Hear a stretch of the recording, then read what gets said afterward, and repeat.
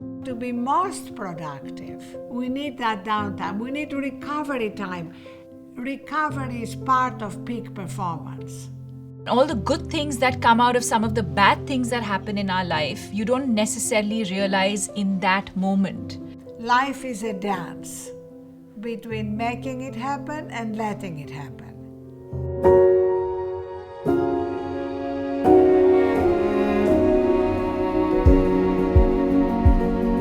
Hi everyone, and welcome to the 2024 edition of the Live, Love, Laugh lecture series. Since 2019, the Live, Love, Laugh lecture series has showcased some of the world's foremost thinkers and influencers, offering perspective on the forces shaping the global mental health narrative. In 2019, we had Pulitzer Prize winner and oncologist Dr. Siddhartha Mukherjee as our speaker. Abhinav Bindra, India's first Olympic gold medal winning shooter, was our featured guest in 2021. Kiran Mazumdar-Shaw, Executive Chairperson of Biocon, and Anant Narayanan, founder of Mensa Brands, were our esteemed speakers in 2023. This year, we're honored to have Arianna Huffington as our featured speaker. She's a trailblazing entrepreneur who transformed the media industry in the 2000s with the Huffington Post. Over the years, she has led a global movement towards well-being with Thrive Global. Her journey from overcoming personal struggles to empowering millions through her wisdom and resilience is nothing short of inspiring. Her insights into prioritizing self-care and fostering a culture of holistic well-being resonate deeply with our mission at the Live, Love, Laugh Foundation.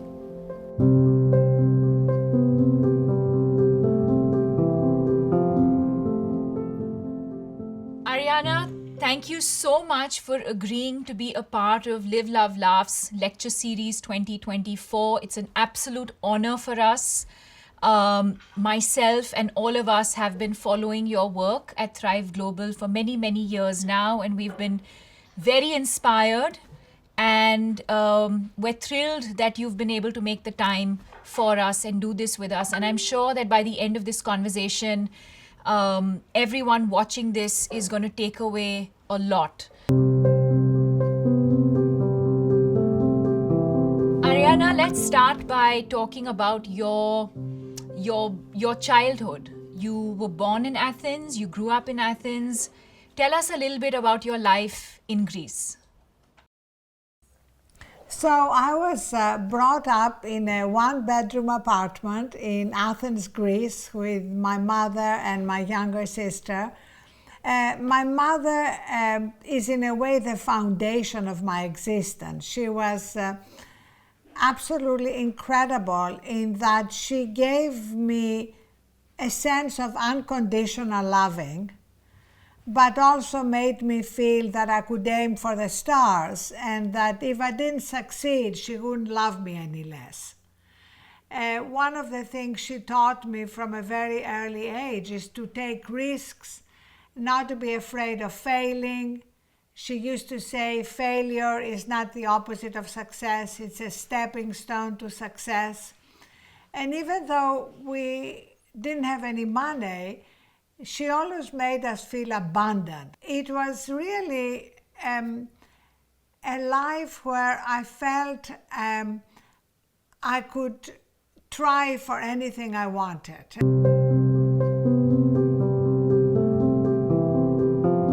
How was the change for you? Because, I moved from a city called Bangalore down south in India to Mumbai when I was about 18, 19. What was the change like for you from Athens, not coming from a lot of money, not knowing the language, moving to a really big city like London, and also a massive university like Cambridge? So what was that experience like? It was a dramatic change. I went from a loving home, a little kind of warm, caring, to a college that looked so gothic, where where I lived in a tiny room, and Deepika, I had to feed shillings into the heater to keep it warm. I had to walk a mile, it seemed, to go to the bathroom in these cold corridors. So it was a very, very different existence. But what I absolutely loved was the Cambridge Union. The Cambridge Union is a debating society. And I loved seeing people's hearts and minds being moved by words and learning to debate. And when I started speaking, I was ridiculed because I had this very heavy accent. And so it was really building grit and resilience and not letting the naysayers get me down. And gradually, actually, standing for election for the standing committee, then secretary, then vice president, and then becoming president of the union, which was a pretty kind of big moment in my life because part of being president means you organize a debate around a topic you care about, and mine was the changing role of women.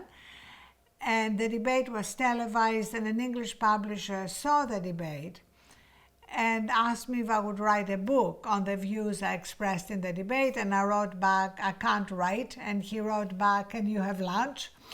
And he took me to lunch and offered me a modest advance to be able to take a year, write the book. And so at the age of 23, I had my first book published. And you know, Deepika, it was kind of a hard moment. I felt like I was having a midlife crisis in my early 20s because suddenly I was financially independent. Yep. I had a career I had not expected as a writer. And I was asking the question, is that all there is?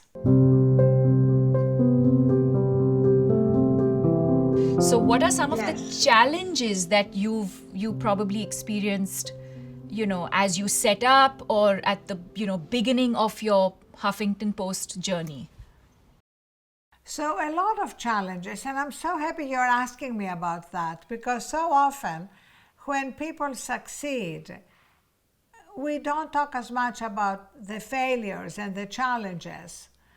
I remember the first day we launched the Huffington Post. I remember one of the reviews, Deepika, I've learned it by heart. It said, the Huffington Post is an unsurvivable failure. It is the movie equivalent of Gigli, Ishtar, and Heaven's Gate all rolled into one. Now, in case you're not clear, these were all major flops. And of course, that was pretty awful on day one. A year later, the same writer sent me an email and said, I was wrong. The Huffington Post has become an indispensable part of the internet and I'd like to write for you. And I said, great, I would love you to write for us because one of the things I learned from my mother early on is that holding grudges and resentments is the worst thing you can do. No, that's so well said. I think very often we hold on to things and, it's absolutely, I think, normal and human to feel pain, to feel anger, to feel some of these extreme emotions or emotions that, and learning from that. The larger picture is what do you do with that criticism? How do you use it positively? How do you work on yourself? And also realize that it's not going to happen overnight. You're going to have to put in the work and be patient and then eventually come out on the other side. And, I think like you said, the fact that that journalist eventually started, writing for us. Writing for you is probably one of your biggest victories, and testament to your resilience. Well, I love what you said because so often people are devastated by naysayers, by bad reviews, and it stops them. Or you can take it in. If there is anything to learn from it, you learn from it. You know, Deepika, I found the hardest thing in my life was my own self-criticism. You know, that voice in my head that puts me down and focuses on my mistakes, real or imaginary. In fact, I call that voice the obnoxious roommate living in my head. And I've learned through many years to actually not be so influenced by that voice. In fact, one of the micro steps we have at Thrive, micro steps are small, little, incremental steps that lead to healthier habits. One of them is to schedule worry time. So when that voice says, for example, oh, the way you answered that question that Deepika had wasn't good, people wouldn't understand what you said or something, I can say to that voice, you know, we have worry time scheduled on Thursday at 2 p.m., so let's handle it then. And you know, it's amazing how it works. Yeah.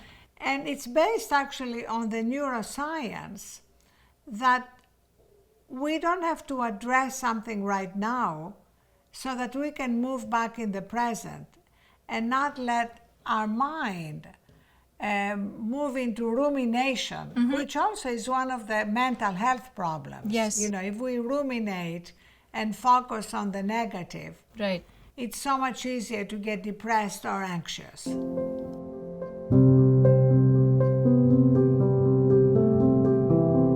I remember very clearly when we met and you spoke about that moment when, you were overworked and there was a day when you collapsed. Yes. What was that moment? So it was 2 years into building the Huffington Post. I was the divorced mother of 2 little girls.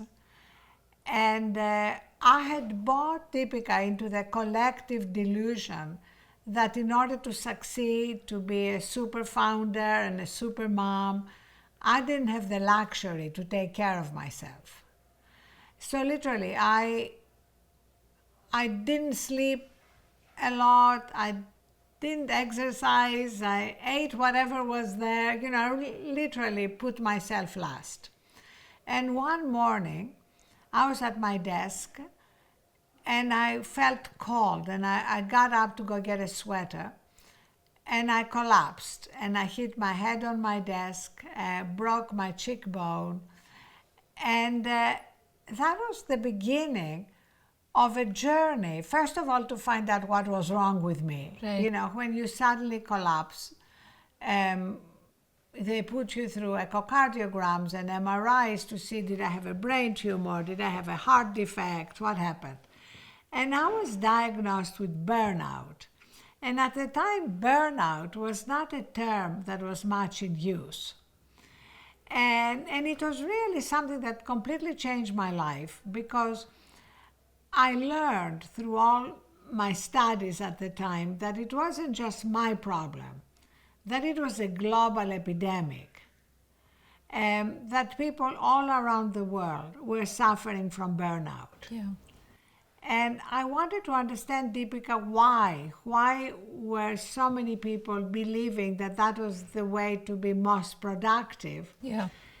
And, you know, it goes back to the first industrial revolution when we started revering machines and after machines, software. And the goal with machines and software is to minimize downtime. Right. But the human operating system is different. Downtime is a feature, not a bug. So we have to learn that, in fact, to be most productive, You need downtime. we need that downtime. We need recovery time. Absolutely. And we see that with athletes. I mean, you started life as an athlete. Absolutely. You know that recovery is part of peak performance. Yep. And I think that's what we are learning now, Deepika. And in your work with mental health, which is so important, we see that these 5 key behaviors that we'll talk about more when we talk about Thrive, but these 5 key behaviors of sleep, food, movement, stress management, and connection are central, not just for our physical health, but for our mental health. Absolutely. I mean, I know when I'm sleep deprived, I'm much more emotionally reactive. Yes. Like a challenge, a problem is going to affect me much more. Yeah. And that, of course, affects your mental health.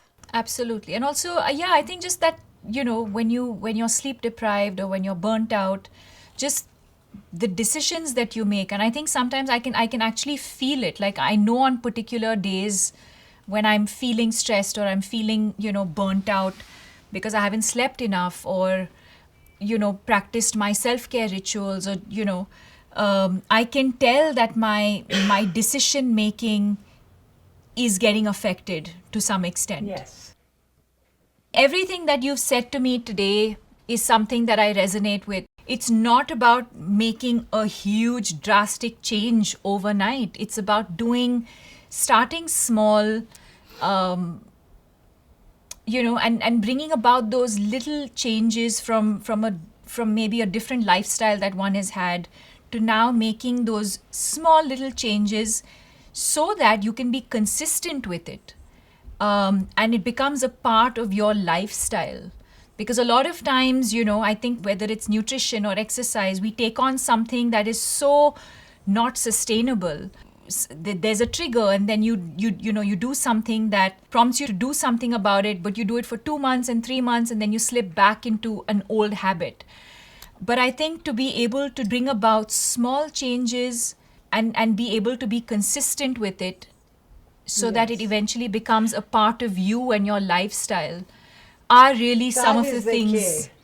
That is absolutely the key. And we have an amazing board of scientific advisors working on behavior change. And Deepika, it's so important for everyone to know that small, tiny daily changes lead to sustainable, healthy habits. Absolutely. Because most people now think I'm going to make New Year resolutions, I'm going to give up all sugar. Yeah.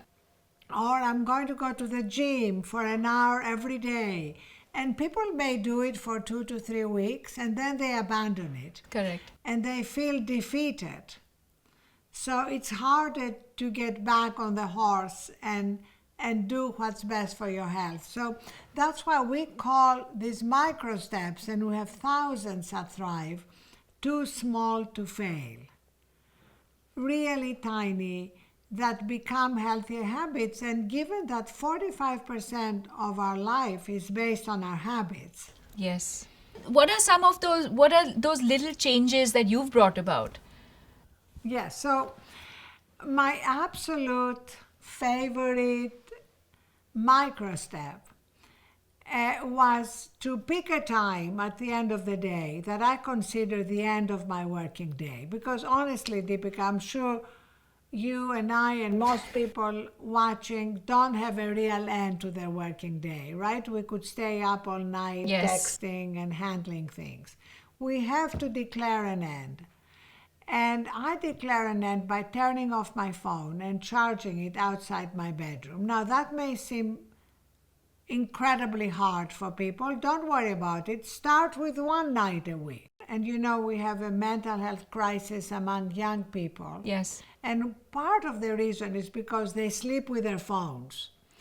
And instead of sleeping, they TikTok or Snap or whatever. So they wake up exhausted. Correct. And therefore more likely to become anxious or depressed. I'm sure people are wondering, and I'm going to ask you this question. So, say you have this switch off time, and then say maybe it's 10 p.m. to 6 a.m. or something. And then you have this thought, right? And this urge to sort of, this urge to message that person or send that email out because you feel like you're going to forget that task. Forget it. Very easy. You have a little notepad. There you go. Yeah. with a pen by your bed, and you write down, and then in the morning you act on it. Because what happens often is we are physically exhausted, so we fall asleep, but then our brain hasn't really slowed down, so it wakes us up in the middle of the night. Yeah. And it's the most unproductive time when the brain goes over what we have to do, a project, a problem. And that's why preparation for sleep. Correct. And I only read things in bed that have nothing to do with work and physical books, not screens. Yes. So you basically move into another mode. If you think of it, our daily lives are about control, like making things happen. Life, when we sleep, is about surrender. And so we need to move to a different modality. How do you feel like you're most productive when you, at the end of the day, when you're like, Arianna, this was a lovely, productive day. So how do you, what are the things that you do to ensure that you feel like you've had a productive day? Well, for me, Deepika, the first thing is to be clear about my priorities. Like, what do I want to prioritize? Because it's so easy to start doing things that are not really important but are right in front of you, or to respond to incoming emails, texts, WhatsApps. So I find I have a productive day when I have clarity about my intention for the day. What is it that I want to achieve that day? For that day, correct. And then be able to set boundaries and say no to things that would get in the way.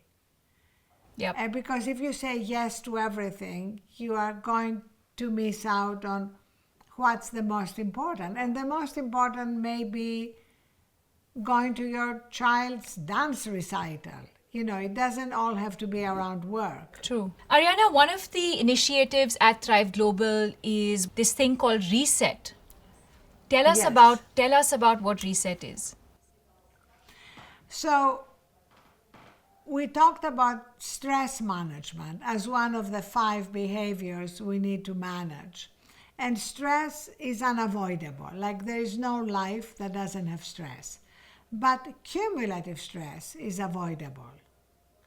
So we've created this 60-second resets based on the neuroscience that it takes 60 to 90 seconds to move us from the sympathetic to the parasympathetic nervous system. Right. I'd love to show mine, and you'll see that at the moment when you get some bad news or you're feeling exhausted and stressed out, you can play this, and in 60 seconds, you can be reminded of what you love about your life.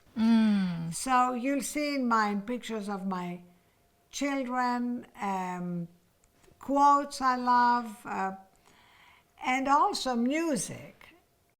Okay.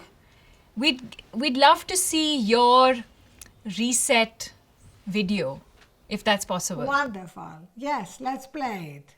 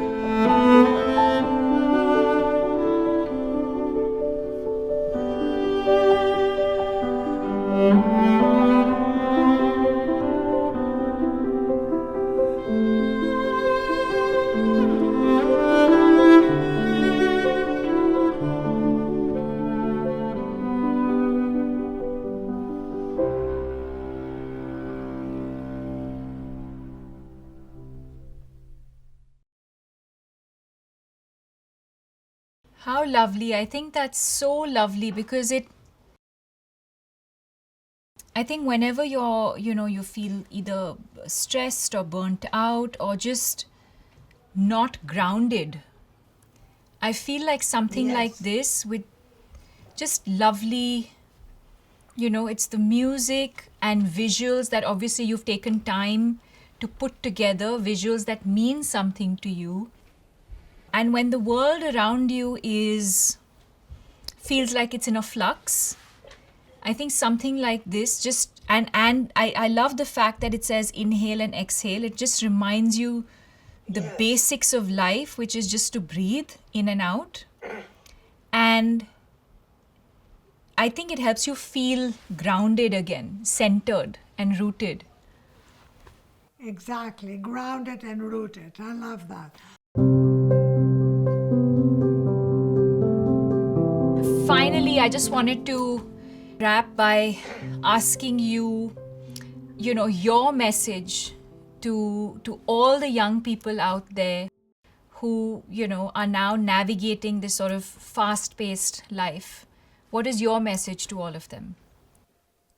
So, Deepika, my message is to remember that we all have in us a place of wisdom, peace, strength, resilience. We all have it. It's like our birthright, that divine spark, if you want.